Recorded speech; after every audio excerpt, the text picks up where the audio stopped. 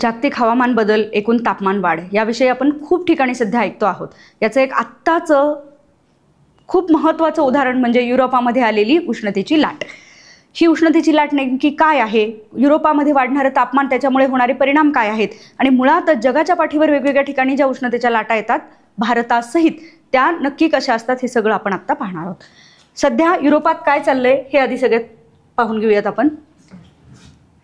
युरोपामध्ये एकूण तापमान किती वाढलंय तर काही ठिकाणी हे तापमान 30 डिग्रीपेक्षा जास्ती, काही ठिकाणी 32 डिग्रीपेक्षा, काही ठिकाणी 40 डिग्रीपेक्षा जास्ती तापमान वाढलेलं आपल्याला दिसतंय. एकूण 1300 पेक्षा जास्त मृत्यू हे हीट असिस्टेड म्हणजे तापमान वाढल्यामुळे किंवा उष्णतेची लाट आल्यामुळे युरोपामध्ये झालेले आहेत असं सांगितलं जातंय. WHO म्हणजे जागतिक आरोग्य संघटना यांच्या म्हणण्याप्रमाणे युरोपामध्ये जेवढ्या इमर्जन्सी केसेस एका काळामध्ये होतात त्यामध्ये 50% जास्ती वाढ आत्ताच्या काळामध्ये पाहायला मिळते. एकूण इन्फ्रास्ट्रक्चर म्हणजे पायाभूत सुविधा पण ढासळताना आपल्याला दिसत आहेत. काही ठिकाणी तुम्ही पाहिलं असेल की रेल्वेचे रूळ, मेट्रोचे रूळ असतील किंवा रस्ते असतील हे वितळताना आपल्याला दिसत आहेत. त्यामध्ये वापरलं जाणारं जे अस्फाल्ट असतं ते मऊ पडताना आपल्याला दिसतंय, कारण इथे एकूणच ज्या पायाभूत सुविधा तयार केल्या जातात त्या इथलं तापमान, युरोपामधलं तापमान हे भारताच्या तुलनेमध्ये कमी आहे हे आपल्याला माहितीच आहे. कारण भारत हा उष्णकटिबंधामध्ये येतो, त्यामुळे इथलं जे एकूण पायाभूत सुविधा असतील त्या प्रकारच्या बनवलेल्या असतात. पण युरोपाचा संपूर्ण भाग हा समशीतोष्ण कटिबंध आणि काही भाग तर अगदी वरती ध्रुवीय प्रदेशाला लागून येतो, त्यामुळे इथल्या पायाभूत सुविधा ह्या त्या प्रकारच्या वातावरणामध्ये असू शकणारे ह्या प्रकारे बनवलेले आहेत, त्यामुळे त्या पण आता ढासळताना तुम्हाला दिसत आहेत. स्कूल, कॉलेजेस म्हणजे शाळा आणि इथे असणारे महाविद्यालय सुद्धा बंद करण्यात आलेली होती आणि एकूणच 150 दशलक्षांपेक्षा जास्ती युरोपामधली लोक प्रभावित झालेली आपल्याला पाहायला मिळतात. तर मुळात ही उष्णतेची लाट म्हणजे काय, कितीने तापमान वाढलं तर त्याला म्हणायचंय, याच्यासाठी आपल्याला पाहायला लागेल की वर्ल्ड मेट्रोलॉजिकल ऑर्गनायझेशन म्हणजेच जागतिक हवामान संघटना यांच्या म्हणण्याप्रमाणे एखाद्या ठिकाणचं जे तापमान असतं त्याच्यात जर कमाल म्हणजे जास्तीत जास्त जे तापमान आहे त्याच्यापेक्षा जर 5 अंशांनी तापमान हे जास्तीचं झालं तर त्याला आपण उष्णतेची लाट हे म्हणतो. आता खरं म्हणजे की जर एक आज तापमान जे आहे ह्याच्यापेक्षा जर 8 दिवसांनी 10 दिवसांनी तापमान आणि हळूहळू वाढत गेलं तर त्याला उष्णतेची लाट आपण म्हणत नाही. त्यामुळे अचानकपणे झालेला बदल आणि तो बदल सुद्धा 5 अंशांपेक्षा जास्ती, 5 डिग्री सेंटीग्रेडपेक्षा जास्तीचा असेल तर त्याला उष्णतेची लाट म्हटलं जातं. आता हे जागतिक हवामान संघटनेप्रमाणे, पण हेच जर भारतीय हवामान खात्याप्रमाणे म्हणजे IMD इंडियन मेट्रोलॉजिकल डिपार्टमेंट प्रमाणे जर याची व्याख्या आपण बघायला गेलो तर 4.5 डिग्री सेंटीग्रेड ते 6.4 डिग्री सेंटीग्रेड याच्यामध्ये झालेला बदल म्हणजे अगदी 4.5 डिग्री सेंटीग्रेड असू देत किंवा 6.4 डिग्री सेंटीग्रेड पर्यंत झालेला बदल, या सगळ्याला उष्णतेची लाट यांनीच ओळखलं जातं. अति उष्णतेची लाट किंवा सिव्हिअर हीट वेव्ह ही जर 6.4 डिग्री सेंटीग्रेडपेक्षा जास्ती असेल तर त्याला सिव्हिअर हीट वेव्ह या नावाने ओळखलं जातं. आता मुळातच इथे का हीट वेव्ह किती काळात आणि कशा पद्धतीने आली, युरोपात कुठला भाग आहे हे बघणं आवश्यक आहे. युरोपातलं हे भाग वेस्टर्न आणि सेंट्रल युरोप म्हणून आधी जगाचा नकाशा आपण डोळ्यासमोर घेऊयात आणि जगाच्या नकाशामध्ये तुम्हाला दिसेल आफ्रिकेच्या वरचा असलेला हा भाग, हा सगळा तुमचा युरोपचा भाग म्हणून आपण ओळखतो. यातला युरोपमधले आपण मुख्य भाग बघून घेऊयात. तो आहे हा वेस्टर्न युरोपचा भाग आहे. हा इथला भाग हा मध्य म्हणजेच सेंट्रल युरोपचा भाग आहे आणि इकडचा भाग हा तुम्हाला पाहायला मिळतोय जो रशियाला लागूनचा भाग येतो तो आहे तुमचा पूर्व युरोपचा भाग. पण आपण आत्ता जी हीटवेव्ह किंवा उष्णतेची लाट बघतोय ही जास्तीत जास्त कुठल्या भागावरती प्रभावित केलेली आहे, ती पश्चिम आणि मध्य म्हणजे एकूण असलेला हा भाग हा जास्तीत जास्त प्रभावित झालेला आहे. तो भाग म्हणजे थोडासा आपण इकडे येऊन पाहूयात, झूम इन करून बघूयात आपण. हा तर आता तिथेच दाखवलेला तो युरोपचा जो पूर्व युरोप सोडता उर्वरित म्हणजे पश्चिम आणि मध्य युरोपचा भाग तो आपण इथे बघतोय. तर आता मी ही जी तुम्हाला कंडिशन दाखवतेय ती 11 ते 19 मे या दरम्यानची कंडिशन आपण बघतोय.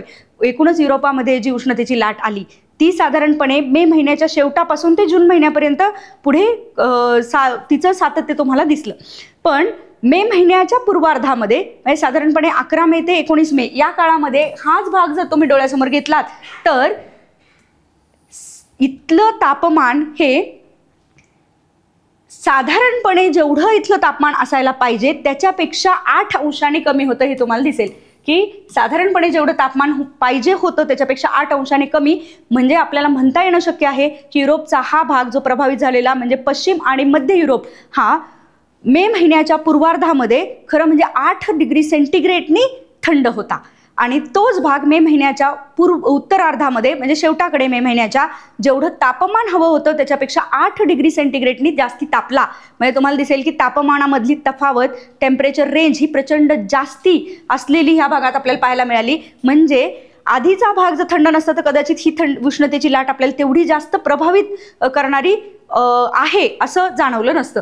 आता 21 मे ते 30 मे या दरम्यान तुम्हाला दिसेल की इथे मात्र तापमान जेवढं असायला पाहिजे होतं त्याच्यापेक्षा 8 डिग्रीनी जास्ती झालं. त्यामुळे ही तफावत आपल्याला खूप जास्ती युरोपामध्ये पाहायला मिळाली. त्यामुळे लोकांवरती झालेला परिणाम सुद्धा याच्यामध्ये खूप जास्ती दिसला.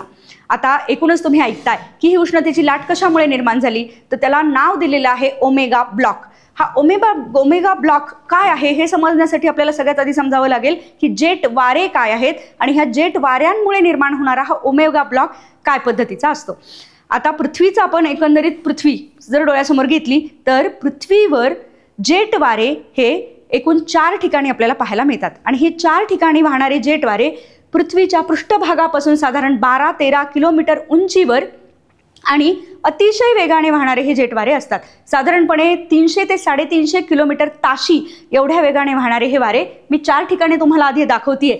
एक हा विषुवृत्त, हे तुम्हाला माहिती आहे, इक्वेटर म्हणजेच विषुवृत्त, याच्यापासून उत्तरेकडे म्हणजे साधारणपणे 30 ते 35 डिग्रीच्या दरम्यान आणि त्याच्या वरती म्हणजे 60 ते 65 डिग्रीच्या दरम्यान वरती तुम्हाला पाहायला मिळते.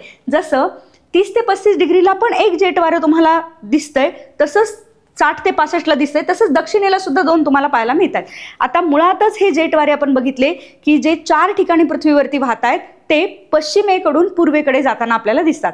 कुठे तयार होतात हे जेट वारे किंवा दिसतात कसे, यासाठी मी इकडे दाखवते तुम्हाला की संपूर्ण जगाचा जर नकाशा घेतला आपण तर हे वरचे जे जेट वारे आपण दाखवले होते तिकडे, ज्याला पोलर जेट या नावाने ओळखलं होतं किंवा ज्याला ध्रुवीय जेट वारे ह्या नावाने आपण ओळखलं होतं, ते वारे तुम्हाला इथे वरती वाहताना दिसतात. असे सेम पोलर जे 60 ते 65 वर आहेत ते इथे दक्षिणेला पण तुम्हाला पाहायला मिळाले, जे अगदीच अमेरिकेच्या दक्षिण अमेरिकेच्या दक्षिण भागामधनं जाताना आपल्याला दिसत आहेत. मधले 2 जेट वारे होते ते इथे असणारे 30 ते 35 अंशावर तयार होणारे, पण भूपृष्ठापासून साधारणपणे 12 ते 13 किलोमीटर उंचीवरती तयार होणारे, हे जगाच्या नकाशावरती कुठून वाहताना दिसत आहेत तर हे आपल्याला दिसले साधारणपणे आफ्रिका आणि इथून तुम्हाला पुढे जाताना दिसत आहेत. हे भारताच्या उत्तरेकडनं वरती जाताना आपल्याला दिसत आहेत, पण युरोपच्या दक्षिणेकडे असणारे हे वारे आत्ता तरी तुम्ही नजरेसमोर ठेवा. पुढे ते कसे बदलत आहेत हे आपण बघूयात. असे सेम दक्षिणेत इथे पण असणारे असे एकूण 4 जे पृथ्वीच्या पृष्ठभागापासून साधारण 12 ते 13 किलोमीटर उंचीवरती अतिशय वेगाने वाहणारे पश्चिमेकडून पूर्वेकडे, यांना आपण जेट वारे ह्या नावाने ओळखले. हे निर्माण कसे होतात हे आधी आपण पाहून घेऊयात. ते समजलं तर मग आपल्याला पुढे एकूणच ओमेगा ब्लॉक काय हे समजायला मदत होणार आहे. एकूण पृथ्वी आपण घेतली आणि पृथ्वीवरती मी तुम्हाला इथे टाकून दाखवलंय की 0 डिग्री म्हणजे विषुवृत्ताचा भाग आपण हा दिसतोय तुम्हाला. पुढचा हा 30 डिग्री म्हणजे उष्णकटिबंधीय भाग आपल्याला पाहायला मिळतोय. सेम 60 असं सगळं मी तुम्हाला टाकून दाखवलंय. आता हा जो 0 आपण विषुवृत्त बघतोय, इथे पृथ्वीच्या पाठीवर असणारं एकूण आपल्या पृथ्वीवर असणारं अतिशय कमी दाबाचा पट्टा 0 ते 5 ते 5 असा आपल्याला अतिशय कमी दाबाचा पट्टा पाहायला मिळतो. वरती 30 ते 35ला मात्र कमी दाबाच्या पट्ट्याच्या ऐवजी आपल्याला तिथे जास्ती दाबाचा पट्टा पाहायला मिळतो. सो 30 ते 35ला जास्ती दाबाचा पट्टा, इथे जास्ती दाबाचा पट्टा पाहायला मिळतो. वरती ध्रुवीय प्रदेशात सुद्धा जास्ती दाबाचा पट्टा आहे, पण मधला 60 ते 65 हा भाग आहे, इथे पुन्हा तुम्हाला कमी दाबाचा पट्टा दिसतो. 60 ते 65 कसे निर्माण होतात हे पट्टे? हे सगळ्यात जास्ती उष्णता ही आपली 0 म्हणजे विषुवृत्तावरती असते आणि जिथे जास्त उष्णता असते आपल्याला माहिती आहे, हवा हलकी होते त्यामुळे दाब कमी होतो आणि हवा वर वर वर वर वर जायला सुरुवात करते. त्यामुळे इथे विषुवृत्तावरती अतिशय कमी दाब असतो आणि त्याच्या तुलनेमध्ये मग बाकी ठिकाणी तुम्हाला वेगवेगळे दाबाचे पट्टे पृथ्वीवरती आपल्या तयार झालेले दिसत आहेत. आता होतं काय की भूपृष्ठावरती जेव्हा आपण असतो, आपण अजून जेट वाऱ्यांबद्दल बोलत नाही होता, आपण बोलतोय भूपृष्ठावरती तयार होणारे वारे. तर जर 0 म्हणजेच आपल्या विषुवृत्तावरती जर अतिशय कमी दाबाचा पट्टा असेल तर सगळ्या बाजूने ह्या भागामध्ये हवा खेचली जाणार आहे भूपृष्ठावरती आणि वाऱ्यांची निर्मिती होणार आहे. त्यामुळे हे वारे तुम्हाला असे तयार होताना दिसत आहेत, खेचले जात आहेत. हे जे वारे विषुवृत्ताकडे येतात, हे वारे विषुवृत्तावर आल्यानंतर हलके होतात आणि वर जातात, हे आपण पाहिलं. वर गेल्यानंतर ते पुन्हा डिफ्लेक्ट होतात, डायव्हर्ट होतात, वळतात आणि ते पुन्हा 30 अंशावरती खाली जाऊन उतरतात. इथे ही जी समोर दाखवली तीच मी आडवी करून तुम्हाला दाखवली आणि ही कशी दिसते आपल्याला ते पाहूयात. तर 30 वरनं जास्ती दाबाकडनं वारे वाहत येतात, जास्ती दाबाच्या पट्ट्याकडनं वारे वाहत येतात. 0 म्हणजे विषुववृत्तावरती हे अतिशय वर वर वर जायला सुरुवात करतात, कारण गरम हवा असते आणि हलकी झालेली हवा असते. वर गेल्यानंतर ती आपण म्हटलो ते डायव्हर्ट होतात, वळतात आणि कुठपर्यंत जातात ते जातात 30 अंशापर्यंत. दोन्ही बाजूंना उत्तर गोलार्धात सुद्धा आणि दक्षिण गोलार्धात सुद्धा 30 अंशापर्यंत ते जाताना दिसतात. आता वर गेलेली ही हवा आपल्याला माहिती आहे की वर जसजशी हवा जाते तसतशी ती थंड होते आणि म्हणून जड होते. 30 अंशापर्यंत जेव्हा ही हवा वळते तोपर्यंत ही थंड झालेली हवा आता स्वतः सुद्धा खाली उतरण्याचा प्रयत्न करते, कारण हवा थंड झालेली आहे. थंड झाल्यामुळे ती जड झालेली आहे म्हणून खाली उतरण्याचा प्रयत्न करते. त्यामुळे ही खाली 30 अंशावरती ही हवा खाली उतरताना दिसते. आता 30 अंशाचा जर विचार केला आपण तर दोन्ही गोलार्धांमध्ये 30 अंशांवरती उतरणारी खाली हवेची उतरणारी ब्रांच किंवा शाखा तुम्हाला पाहायला मिळते, म्हणून 30 अंशावरती अतिशय जास्त दाबाचा पट्टा तयार झालेला आहे. सेम जर तुम्ही बघितलं तर आता 30 अंशावरती जास्ती दाबाचा पट्टा असल्यामुळे हवा खाली दाबली जातीये, त्यामुळे इकडे विषुववृत्ताकडे सुद्धा ती फेकली जाते आणि पलीकडे 60 कडे सुद्धा ती फेकली जाते. इथे दिसेल तुम्हाला दोन्ही बाजूंना ती 60 कडे फेकली गेली. सेम पाहायला मिळेल आपल्याला विषुववृत्ताच्या जसं आपण पाहिलं होतं की हवा हलकी होते, तशी दोन्ही ध्रुवांचा जर विचार केलात तापमान अतिशय जास्ती आहे, तापमान हे अतिशय कमी आहे आणि त्यामुळे दाब हा अतिशय जास्ती आहे. दाब जास्ती असल्यामुळे दोन्हीकडे हवा खाली दाबली जाते, म्हणून इथे ध्रुवावरती सुद्धा हवा खाली दाबली जाते. खाली दाबली गेली की ती बरोबर 60 कडे पुन्हा फेकली जाणार आहे. दोन्ही बाजूंनी आपल्याला दिसेल की ती 60 कडे फेकली गेली आहे आणि मग आता 60 वरती 60 हा भाग डोळ्यासमोर घ्या. या 60 वरती 30 कडनं सुद्धा हवा फेकली गेली आहे, 90 कडनं सुद्धा हवा फेकली गेली आहे आणि म्हणून 60 वरती ही हवा जेव्हा वर चढते ही चढलेली हवा पुन्हा दोन्ही बाजूंनी वळते. सो दोन्हीकडे दोन्ही गोलार्धांमध्ये तुम्हाला हे दिसेल की दोन्हीकडे वळली आणि एकूणच तुम्हाला आता हवा किंवा एकूण तयार होणारी ही जे भूपृष्ठावरचे वारे होते, एकूणच हवा जी होती याचा आपल्याला सर्क्युलेशन, त्याला आपण म्हणतो ॲटमॉस्फेरिक सर्क्युलेशन, हे आपल्याला पाहायला मिळते आता. तर हे जे ट्रायसेल्युलर मॉडेल तयार झालं होतं, ॲटमॉस्फेरिक सर्क्युलेशन जे तयार झालं होतं, याच्यामध्ये आपल्याला काय दिसलं तर 0 वरती हवा वर जाते, 30 वरती खाली उतरते, 30 वर खाली उतरते म्हणूनच तो जास्ती दाबाचा पट्टा म्हणून आपण पाहिला होता. हे आत्ता नजरेसमोर असू देत का, कारण जेट वारे कुठे तयार होतात हे आपल्याला आता इथेच लक्षात येणार आहे. सो जेट वारे आता मी दाखवते तुम्हाला. हा आहे जेट वाऱ्याचा भाग, हा आहे जेट वाऱ्याचा भाग, हा आहे जेट वाऱ्याचा भाग आणि हा आहे जेट वाऱ्याचा भाग.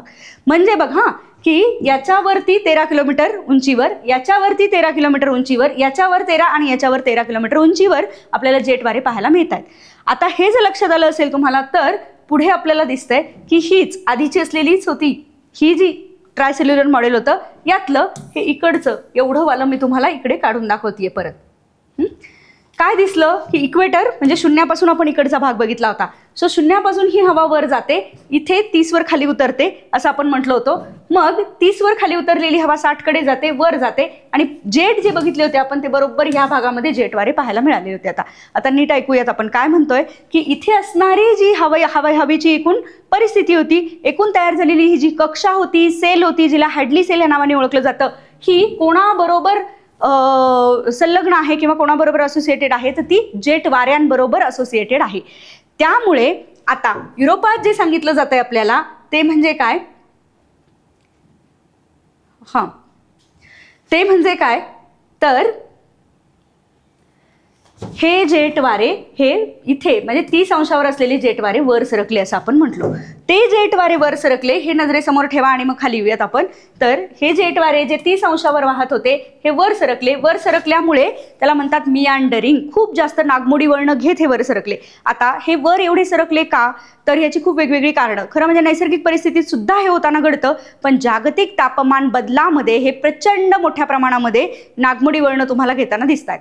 कशामुळे ही एवढी नागमोडी वळणं घेतली जात आहेत तर इथे ध्रुवीय प्रदेशाचा जर आपण विचार केला तर प्रचंड जास्ती या भागामध्ये तापमान कमी असतं, दाब खूप जास्ती असतो आणि जेव्हा दाब खूप जास्ती असतो त्यावेळेला इथे असणारे जे पोलर वोर्टेक्स आहेत ते इथे, पोलर वोर्टेक्स म्हणजे काय आपल्याला समजण्यासाठी आपण म्हणूया की प्रचंड जास्ती वादळासारखी एक परिस्थिती की जी या भागामध्ये तयार झालेली असते. आणि ज्या वेळेला पोलर व्हॉर्टेक्स खूप जास्ती स्ट्रॉंग असतात, खूप जास्ती ताकदवान असतात, त्यावेळेला यांचं मियांडरिंग फारसं होत नाही, उलट ते सरळ वाहत असतात. पण जेव्हा इथे पोलर व्हॉर्टेक्स जेव्हा विकणप किंवा खूप जास्त त्यांच्यातली ताकद कमी होते, ती कशामुळे कमी झाली तर ग्लोबल वॉर्मिंग किंवा जागतिक तापमान वाढीमुळे कमी झाली. तर त्यावेळेला ह्यांचं मियांडरिंग म्हणजे जेट वाऱ्यांचं मियांडरिंग, त्यांचं नागमोडी वळणं, कारण हे ढकलले जातात खाली, त्यामुळे हे नागमोडी वळणं जास्ती वाढताना दिसत आहेत तुम्हाला. याच्याचमुळे खरं म्हणजे आधी सुद्धा अमेरिकेमध्ये जानेवारी महिन्यामध्ये तुम्ही पाहिलं असेल की फ्लोरिडाच्या किनाऱ्यापर्यंत हे जेट वारे खाली सरकले, कारण जेट वाऱ्यांचं मियांडरिंग मोठ्या प्रमाणामध्ये झालं होतं, नागमोडी वळणं जास्त झाली होती, म्हणून फ्लोरिडापर्यंत थंड वारे किंवा त्याला आपण कोल्ड वेव्ज म्हणूयात पोहोचल्या होत्या. आणि बर्फाच्छादित प्रदेश जो फ्लोरिडाचा अगदी किनारी भागातला उष्णकटिबंधातला प्रदेश असून सुद्धा तिथे बर्फाच्छादित झाला होता. अगदी तसंच म्हणूयात आपण की आता युरोपामध्ये होताना दिसतंय की ही मियांडर जर दक्षिणेकडे सरकलं, बघा हे मियांडरिंग दक्षिणेकडे सरकलं तर पोलर किंवा ध्रुवीय प्रदेशातली थंड हवा खाली येते, आणि हे मियांडरिंग जर वरती सरकलं तर या उष्णकटिबंधातली गरम हवा वरती सरकते. तसं आता दिसतंय तुम्हाला की या भागामध्ये युरोपामध्ये काय घडलंय तर जेट वारे हे उत्तरेकडे सरकलेत, मियांडरिंग हे उत्तरेकडे आहे, आणि मियांडरिंग उत्तरेकडे असल्यामुळे खालची आफ्रिकेमधली गरम हवा ही वरती ढकलली गेली. ही आफ्रिकेमधली गरम हवा जेव्हा वरती ढकलली जाते, बघा भूपृष्ठावरती काय घडतंय हे समजण्यासाठी आधीची स्लाइड आपण 1 मिनिटासाठी बघूयात. ही स्लाइड आपण बघूयात की बघा आपण म्हटलो की जेट वारे जे सब ट्रॉपिकल जेट होते हे इकडे सरकलेले दिसले. सो हे वारे जे इकडे सरकले हे एकटे सरकत नाहीत हे समजून घेऊयात आपण, कारण हे संलग्न आहेत या सगळ्या एकूण असलेल्या हवेच्या परिस्थितीशी. हे जेव्हा इकडे सरकतात आपोआपच याच्या खाली ही जी उतरणारी ब्रांच होती आपली, ही उतरणारी ब्रांच नीट समजून घेऊयात आपण की उतरणारी ब्रांच म्हणजे कुठली वाली, सबसाइडिंग ब्रांच ज्याला आपण म्हणतोय, जी अतिशय जास्ती दाबाचा पट्टा म्हणून ओळखली जाते. जेव्हा केव्हा हवा खाली उतरते, हवा खाली उतरताना कॉम्प्रेस होते, दाबली जाते आणि तापमान वाढतं. त्यामुळे जेव्हा जेट वारे या बाजूला सरकतायत ही अख्खीच्या अख्खी शाखा या बाजूला सरकताना दिसतीये. ही होती कुठे, तीच म्हणजे आफ्रिकेवर, जी सरकली आता युरोपावर. ही सरकल्यामुळे अख्खं ह्या बाजूला सरकलं, त्यामुळे हॅडली सेलमध्ये असलेली गरम हवा जी होती आपल्या आफ्रिकेवरती ती सुद्धा अख्खीच्या अख्खी ही पूर्ण सिस्टीमच या बाजूला तुम्हाला सरकलेली दिसतीये. झालं काय याने की वरती असलेली ही अतिशय जास्ती दाबाची हवा जी हवेला खाली ढकलतीये, आणि म्हणून आपल्याला दिसेल हवेला जर ती खाली ढकलत असेल, ती जर हवेला खाली एकीकडे आफ्रिकेमधनं ही हवा घुसली कुठे युरोपामध्ये, आणि वरती म्हणजे साधारणपणे 12-13 किलोमीटर उंचीवरती मात्र जास्ती दाबाची जी हवा तयार झाली होती ती स्वतःला खाली ढकलत होती. सबसाइडिंग ब्रांच आपण पाहिली होती त्याची खाली उतरणारी, त्यामुळे हवा खाली दाबली जाते. आणि आता युरोपामध्ये परिस्थिती काय तयार झाली तर दोन्ही बाजूंनी, या बाजूला सुद्धा जास्ती कमी दाबाचं केंद्र, या बाजूनी सुद्धा कमी दाबाचं केंद्र, आणि हवा आतमध्ये जी घुसली आहे ती आहे गरम हवा, पण वरनं सुद्धा जास्ती दाबाचं केंद्र, जास्ती दाबाचा पट्टा, त्यामुळे हवा वरनं पण खाली ढकलली जाते. त्यामुळे मूळची आलेली आफ्रिकेमधली गरम हवा शिवाय वरनं दाबली जाणारी हवा की जी खाली जाताना गरम होत जाते, म्हणून युरोपामधलं तापमान एकदम जास्ती मोठ्या प्रमाणामध्ये वाढायला लागलं. आणि हे दिसताना ही जी परिस्थिती निर्माण झाली आहे ही कशा प्रकारची परिस्थिती तर तो अतिशय गरम असलेला पण ओमेगा सारखा आकार तुम्हाला पाहायला मिळाला. त्यामुळे ओमेगा ब्लॉक ह्या नावाने युरोपाची ही परिस्थिती ओळखली जाते. आता ही जी परिस्थिती ओमेगा ब्लॉक आपण जे म्हटलो युरोपामध्ये होताना दिसते, असे हीट वेव्स भारतामध्ये पण होतात का तर हो, पण याला कारण या भारतामध्ये होणाऱ्या हीट वेव्सला किंवा उष्णतेच्या लाटेला कारण हे ओमेगा ब्लॉक नसतं. खरंच हीट वेव्ह जेव्हा आपण बघतो त्यावेळेला त्याला खूप वेगवेगळी कारणं असू शकतात, ती पुढे बघूयात. पण भारताच्या परिस्थितीमध्ये एकूण की कधी हीट वेव्ह आली किंवा उष्णतेची लाट आली हे कधी म्हटलं जातं तर IMD मगाशी आपण म्हटलो भारतीय हवामान खातं यांच्या म्हणण्याप्रमाणे, इंडियन मेट्रोलॉजिकल डिपार्टमेंट प्रमाणे जो मैदानी प्रदेश आहे, उदाहरणार्थ गंगेचा मैदानी प्रदेश घ्या किंवा ब्रह्मपुत्रेचा मैदानी प्रदेश घ्या, याच्यामध्ये 40 अंश किंवा त्याच्यापेक्षा जास्ती जर तापमान झालं तर त्याला हीट वेव्ह किंवा त्याला उष्णतेची लाट म्हणून बघितलं जातं. भारतातले जे किनारे दोन्ही बाजूंचे, पश्चिम किनारा असू दे किंवा पूर्व किनारा, याच्यामध्ये जर तापमान 37 डिग्री किंवा त्याच्यापेक्षा जास्ती झालं तर त्याला हीट वेव्ह म्हणून भारतीय हवामान खातं सांगतं. आणि तिसरं म्हणजे जे डोंगरी भाग आहेत किंवा जे हिल स्टेशन्स आहेत, थंड हवेचे प्रदेश आहेत, त्यांच्यामध्ये जर तापमान 30 डिग्री किंवा त्याच्यापेक्षा जास्ती झालं तर हीटवेव्ह किंवा उष्णतेची लाट आली आहे असं म्हटलं जातं. पण मुळातच त्याची जो एकूण किती तापमानापेक्षा जास्ती झालं तर मूळचं त्या ठिकाणचं जे कमाल तापमान आहे, जास्तीत जास्त तापमान आहे, त्याच्यामध्ये 4.5 ते 6.4 एवढ्यापर्यंतची जर तफावत निर्माण झालेली असेल तर त्याला हीटवेव्ह किंवा उष्णतेची लाट म्हणून सांगितलं जातं. सगळ्यात जास्ती सिव्हिअर ज्याला म्हणूयात आपण हीटवेव्ह, ही कधी तर 6.4 पेक्षा जास्ती जर तापमान असेल तर त्याला हीटवेव्ह म्हणून ओळखलं जातं. आता आणखीन एक महत्त्वाची गोष्ट की ही हीटवेव्ह डिक्लेअर करताना IMD म्हणजे भारतीय हवामान खातं किमान 2 ठिकाणचा डेटा गोळा करतं. 2 ठिकाण, 2 सबस्टेशन्स त्याला म्हणूयात आपण IMDची गोळा करतं. आणि ही हीटवेव्ह म्हणजे हा झालेला तापमानामधला बदल किमान 2 दिवस जर असेल तर त्याला उष्णतेची लाट म्हणून सांगितलं जातं. म्हणजे उदाहरणार्थ आपण म्हणूयात की सकाळी एकदम तापमान वाढलं किंवा दुपारनंतर एकदम 5 डिग्री किंवा 6 डिग्रीपेक्षा तापमान वाढलं, पण संध्याकाळी पाऊस झाला आणि तापमान जे पूर्ववत होतं तसं आलं तर त्याला उष्णतेची लाट म्हणत नाहीत. किमान 2 ठिकाणचा भारतीय हवामान खात्याचा डेटा आणि तो किमान 2 दिवस जर सलग हे तापमान राहिलं तर त्याला उष्णतेची लाट म्हणून बघितलं जातं. आता ज्याला आपण हीटवेव्ह ॲक्च्युअल मॅक्सिमम टेम्परेचरपेक्षा तर जर 45 डिग्रीपेक्षा जास्ती असेल तर त्याला हीटवेव्ह आली असं म्हटलं जातं आणि 47 डिग्रीपेक्षा जास्ती असेल तर सिव्हिअर हीटवेव्ह म्हणून बघितलं जातं. आत्ता सध्या एकूणच भारतामधली हीटवेव्ह किंवा उष्णतेच्या लाटीची परिस्थिती काय आहे? उन्हाळ्यामध्ये भारतामध्ये हीटवेव्ह येते आणि उन्हाळ्यामधली जी हीटवेव्ह आहे त्याचा एकूण जर परिस्थिती पाहिली तर भारतातले कुठले राज्य आहेत की सगळ्यात जास्ती उष्णतेच्या लाटेंमुळे त्रस्त असलेली असतात? पहिलं राजस्थान, वरची असलेली ही वेगवेगळी राज्य जर बघितलीत तुम्ही तर पंजाब, हरियाणा, गुजरात, दिल्ली, मध्य प्रदेश ही सगळी वरचा जो भाग आहे हा वेस्टर्न आणि नॉर्दर्न म्हणजे पश्चिमेकडचा आणि उत्तरेकडचा भाग हा जास्ती हीटवेव्ह, पण खरं म्हणजे हा तेलंगणा आणि महाराष्ट्राचा सुद्धा काही भाग हा उष्णतेच्या लाटेने प्रभावित झालेला भाग आहे.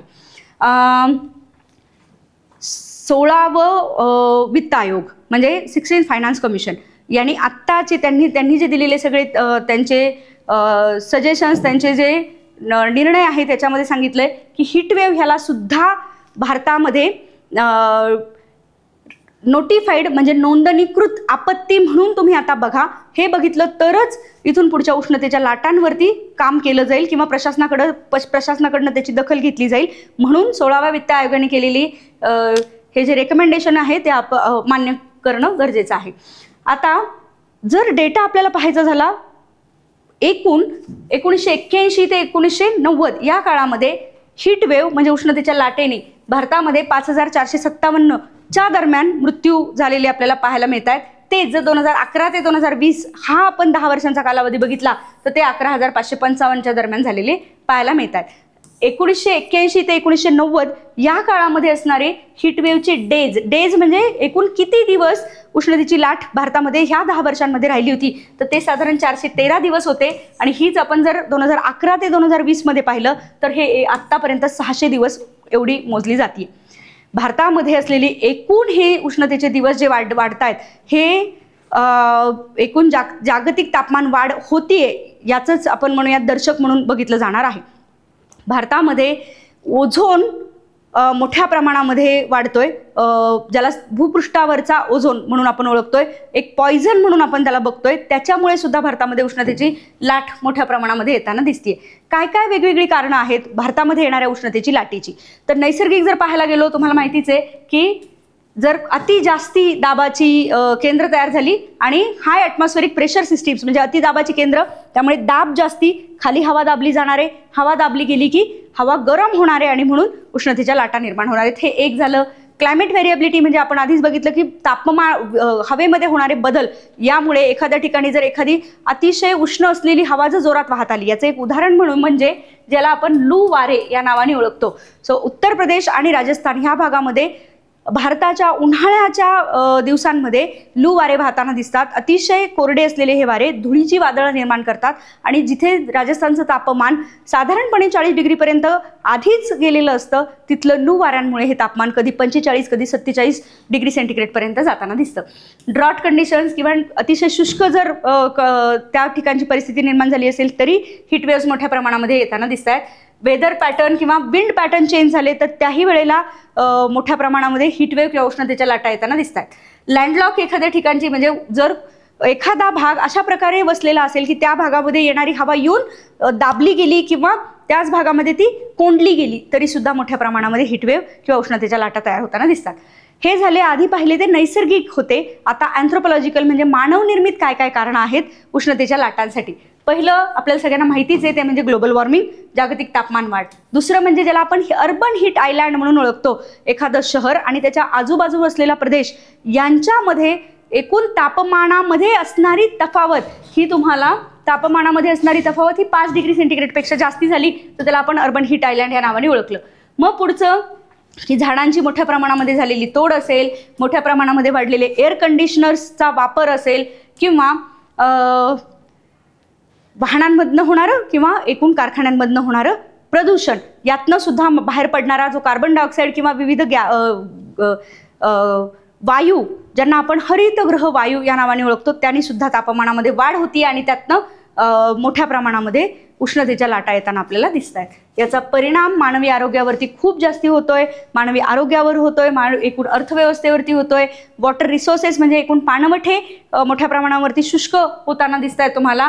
तर एनर्जी डिमांड म्हणजे विजेचा वापर मोठ्या प्रमाणामध्ये वाढताना दिसतोय. एकूणच हीटवेव्ह उष्णतेच्या लाटा मानवाच्या वेगवेगळ्या जीवनाच्या पैलूंवरती आपल्याला प्रभाव घालताना दिसत आहेत. त्यामुळे आत्ता जे 16व्या वित्त आयोगाने सांगितलेल्या आपल्याला दिलेली जी सजेशन आहे ते गृहीत धरून इथून पुढे या सगळ्या हीटवेव्ह किंवा उष्णतेच्या लाटांसाठी आपण तयार असायला हवं.